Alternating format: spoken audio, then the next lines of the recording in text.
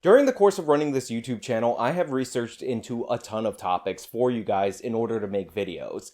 And the most consistent thing I found while researching for this channel is that there are so many things out there in the world that are widely believed to be true, but are misleading, inaccurate, or outright false and pushed for political purposes. However, no topic ever in the history of this channel has been more misleading than what I'm about to talk about today, which is the most misleading information in the United States of America and probably worldwide. And that is everything having to do with income statistics that you will see promoted in the media. I will be going through all of the big hits, debunking, refuting, disputing, and showing you exactly how people on the left mostly trick you into buying into their narrative and how you can convince people to get out of that line of thinking. And I'm going to start near the top. Now, doubtless, if you've been paying attention to topics about this, about wealth distribution in the United States of America, you've heard some version of the following. This is the percentage of income for the top quintile of households, the top 20%, versus the distribution of income for the bottom 20% of households in this nation. One wealth quintile at a time. It's from Dan Ariely of Duke University and Michael Norton of Harvard Business School. And what they did was they asked Americans, what percentage of the wealth in this country do you think is controlled by the top 20%? And then they asked them, what percentage of the wealth do you think should be controlled by the top 20%? Now, your brain naturally says that the top 20% and the bottom 20% have roughly the same amount of people in them and thus are comparable groups. This is why people break them down into conveniently even-looking categories. However, that is not the case. There is a vast disparity between the amount of people in terms of raw numbers in the top 20% of households versus the bottom 20%. In 2002, the difference was 40 million in the bottom 20% and 69 million in the top 20%. That's a full 29 million more people in the top 20% versus the bottom 20%. These groups are in no way comparable, but it actually goes significantly further than that. Because the bottom 20%, half of those households that are being talked about have no person working in them. And on top of that, the top 5% of households actually have more people working in those households than all of the bottom 20% of households put together. The reason this is possible is because any combination of people living at the same residence is what constitutes a household.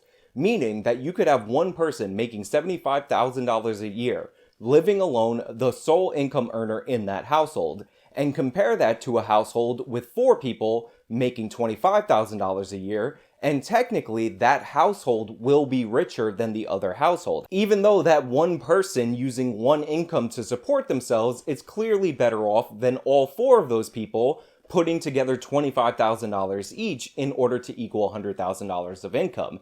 In fact, that 4-person household with people making salaries that are below the median income in the United States of America would make the top 20% of households in this nation, while the one person earning $75K would not make that amount. Now, if you need another example to clarify why this is so deceptive, picture 2 people living together making about $30,000 a year. Their total household income is $60,000. Now, if each of them got a $15,000 raise and they decided that they could afford to live on their own, earning $45,000 apiece, according to household statistics, we now have 2 households that have $15,000 less in income than the one household at $60K. This is despite the fact that both of these people added up, had they been living together, would be making $90,000 a year. So our statistics would tell us that these households are each worse off, when in reality they are each better off. Now, the other idea that's assumed by your brain automatically that is incredibly deceptive when talking about income earning brackets is that the people in these brackets are the people remaining in these brackets, and that could not be further from the truth. Multiple studies that follow individual people in these income brackets find that the majority of people in the bottom quintile of household income rise over time into other quintiles. It also finds that the people most likely to have fluidity and fall in terms of their income are in the top bracket, and that goes even further when you go to the top 1% or the top 1/10 of 1%. But again, the top 1% is also not a stagnant group of people, and I'm going to explain to you quite clearly how you can easily become a member of the top 1%. Let's say you're a married couple, and both people in this married couple earn about $65,000 a year. Again, $65,000 a year is a nice living in the United States of America, depending on where you are, but even a combined income of $130,000, which is what that household would make, wouldn't necessarily put you in the rich in most people's minds. However, let's say at some point during the past 10 years, this married couple decided that they were going to buy a house for $100,000. Now, where I live, a $100,000 house is basically a cardboard box, but in other parts of the country, $100,000 can get you a pretty decent house. And over the course of 10 years, that house goes up in value. In fact, at the end of this 10-year span, let's place the value of this home at about $400,000. Now, let's say this married couple decides that they want to sell their house for $400,000. They find a buyer in this new and up-and-coming neighborhood, and they make a net profit of $300,000. Well, when that $300,000 of profit on their home is rolled into their income, it is not rolled into their income as $15,000 a piece a year, adding up to $30,000 a year for 10 years. It's claimed in one tax return. This makes their total income $430,000 for the year that they sold their home, meaning that they are in the 1%, because the top 1% of households in this country have to earn a minimum of $421,000 a year. Now you might be thinking, Sean, that's not the 1%. They're not going to sell a home every single year and combine them to their income. You're making an apples to oranges comparison. And this is where I would tell you that you're absolutely wrong, because again, when you study individuals over time, what you find with over half of the people in the 1% is that they only earned that 1% income for 1 year, and this was due to the sale of something like a home. Now, because people tend to sell their homes at different times for different reasons, and one of the reasons people tend to sell their homes is because their income has gone up in that particular year and they're looking to upgrade to a new home, a lot more people in this country find themselves in the top 1% for a single year than you can possibly imagine. And as for the top 10%, over half of the American population during the course of their lifetime, at least once in 1 year, will find themselves within the top 10% of income earners in the United States of America. That top 10 number, by the way, is about $158,000, which isn't that hard. If you have two people making $80,000 a year, then you're in the top 10% of income earners in the United States of America. Now, the other thing that is incredibly deceptive about these income and wealth stats is that they rarely ever control for age group when they're presented to you.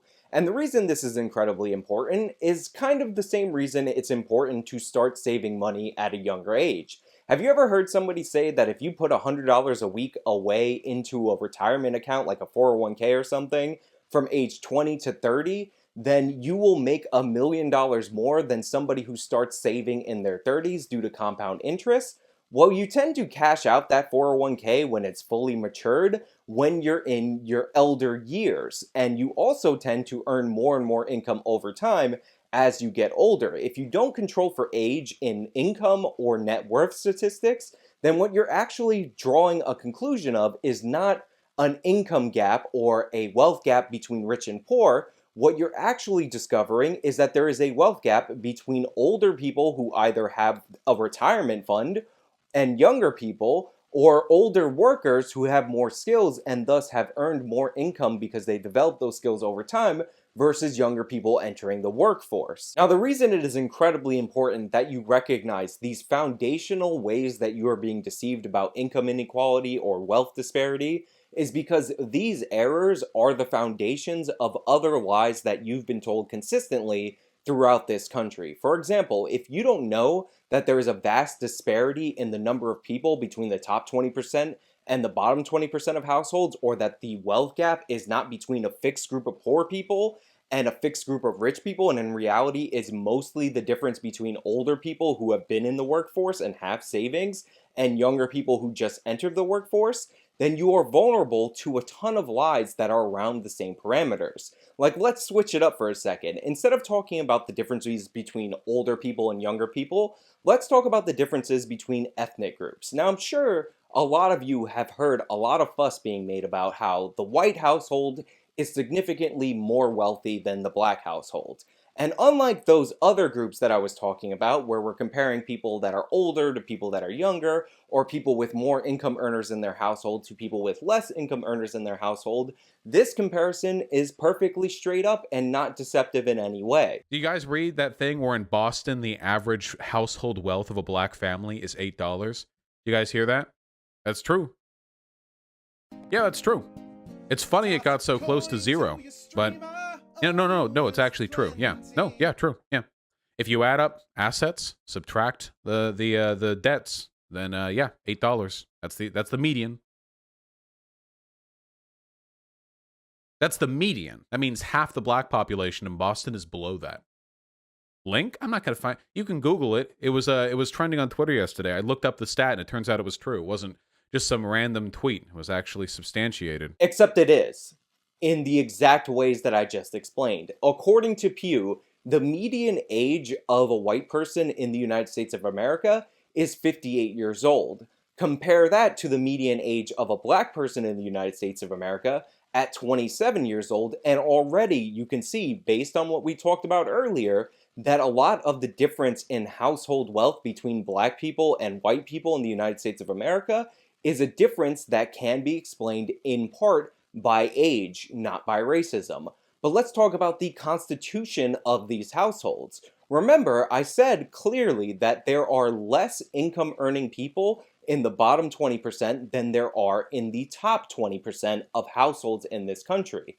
This is because a lot of people live in single parent households in the bottom 20%, who has disproportionately high rates of single motherhood compared to white people, let's say, as a demographic.